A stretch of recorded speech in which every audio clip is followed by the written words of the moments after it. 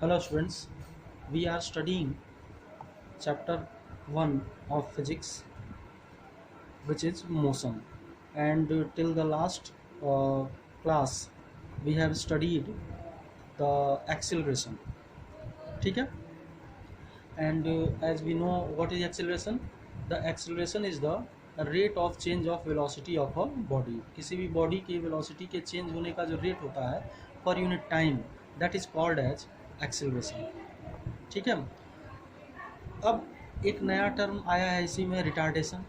तो what is retardation?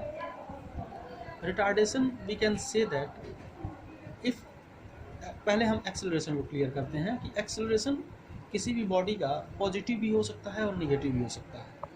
Positive कैसे हो सकता है कि अगर किसी भी बॉडी का जो वेलोसिटी है वो अगर इंक्रीज हो रहा है तो उस केस में उसका जो एक्सेलरेशन होगा वो पॉजिटिव होगा, और अगर किसी भी बॉडी का जो वेलोसिटी है वो डिक्रीज हो रहा है तो उस केस में उसका एक्सेलरेशन जो होगा वो निगेटिव होगा. फॉर एग्जांपल, मान लो कोई एक कार है जो जिसकी इनिशियल वेलोसिटी जो है, इनिशियल वेलोसिटी को हम लोग यू से रिप्रेजेंट करते हैं, वो इनिशियल वेलोसिटी उसकी 20 मीटर पर सेकेंड है. ठीक है.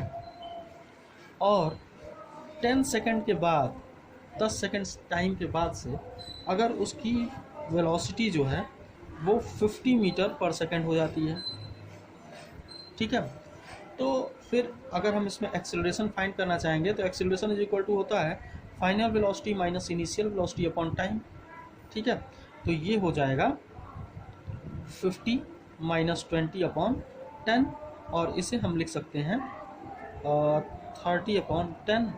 ये हो जाएगा 3 मीटर पर सेकेंड स्क्वायर. ठीक है. तो ये तो पॉजिटिव में आया. अब यहीं पे मान लो कि कोई कार है जिसकी वेलोसिटी हम इनिशियल मानते हैं कि उसकी इनिशियल वेलोसिटी जो है वो 50 मीटर पर सेकेंड है. ठीक है. और उस कार के ऊपर ब्रेक अप्लाई किया जा रहा है, और ब्रेक अप्लाई करने में 10 सेकेंड टाइम के बाद उसका जो फाइनल वेलोसिटी है वो 20 मीटर पर सेकेंड हो जाता है. ठीक है. मतलब उसके ऊपर ब्रेक अप्लाई कर रहे हैं और उसकी वेलोसिटी कम होगी. ब्रेक अप्लाई करेंगे तो ऑब्वियसली वेलोसिटी जो है वो कम हो जाएगी किसी भी बॉडी की, तो उसकी वेलोसिटी जो है वो 20 मीटर पर सेकेंड हो जा रही है.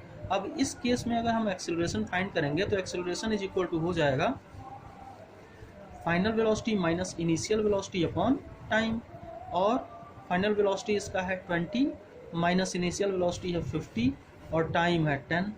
ठीक है. तो ये हो जाएगा minus 30 upon 10 is equal to minus 3 metre पर सेकेंड स्क्वायर. ठीक है. तो क्या हुआ, पहले वाले केस में वेलोसिटी इंक्रीज हो रही थी तो एक्सेलरेशन पॉजिटिव आया था. दूसरे वाले केस में वेलोसिटी डिक्रीज हो रही है तो एक्सेलरेशन निगेटिव आया है. ठीक है. This negative acceleration is called as retardation. ठीक है. जब भी किसी बॉडी का वेलोसिटी डिक्रीज होता है तो फिर हम बोलते हैं कि दैट बॉडी इज रिटार्डिंग, वो बॉडी जो है वो रिटार्ड कर रही है, and the retardation is actually negative acceleration of a body. ठीक है. तो हम लोग अब रिटार्डेशन को हम डिफाइन कर सकते हैं कि रिटार्डेशन इज मेजर्ड, नहीं, retardation is the can be defined as the negative acceleration of a body. किसी भी बॉडी के निगेटिव एक्सेलरेशन को हम बोल सकते हैं रिटार्डेशन, और रिटार्डेशन को भी हम लोग उसी तरह से डिफाइन करते हैं उसी तरह से हम लोग कैलकुलेट करते हैं या मेजर करते हैं जिस तरीके से हम लोग एक्सेलरेशन को मेजर करते हैं. ठीक है. I think you all have understood what is retardation. Retardation is negative acceleration. ठीक है. Whenever a body is moving and its velocity is decreasing with time, then we find the retardation. ठीक है. जब भी कोई बॉडी मूव कर रही है और उसकी वेलोसिटी जो है वो डिक्रीज हो रही है टाइम के साथ, तो फिर हम उसका रिटार्डेशन फाइंड करते हैं. ठीक है. अब एक टॉपिक और हम लोग पढ़ते हैं इसमें, what is average velocity. Average velocity क्या होता है. ठीक है. मान लो कोई बॉडी है जो लगातार अपने वेलोसिटी को चेंज कर रही है, लेकिन जो उसकी वेलोसिटी का चेंज है वो यूनिफॉर्म रेट से हो रहा है। यूनिफॉर्म रेट से होने का मतलब कि इक्वल टाइम इंटरवल्स में जो चेंज इन वेलोसिटी है वो भी इक्वल हो रहा है, ठीक है।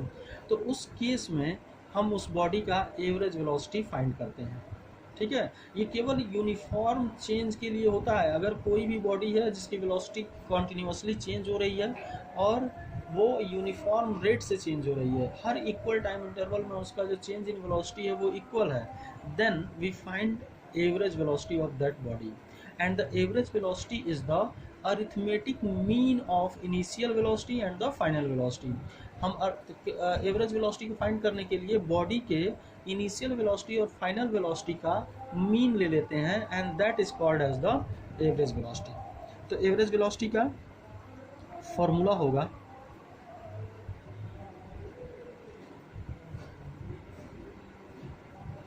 इनिशियल वेलोसिटी, अरिथमेटिक मीन हम कैसे करते हैं, तो initial velocity plus final velocity upon 2, ठीक है। तो इनिशियल वेलोसिटी को हम लिखते हैं यहाँ से, एवरेज वेलोसिटी को v पर बार से हम रिप्रेजेंट करते हैं, और is equal to initial velocity u, final velocity v upon 2। ये होता है किसी भी बॉडी का एवरेज वेलोसिटी, ठीक है। That's all for today, thank you very much.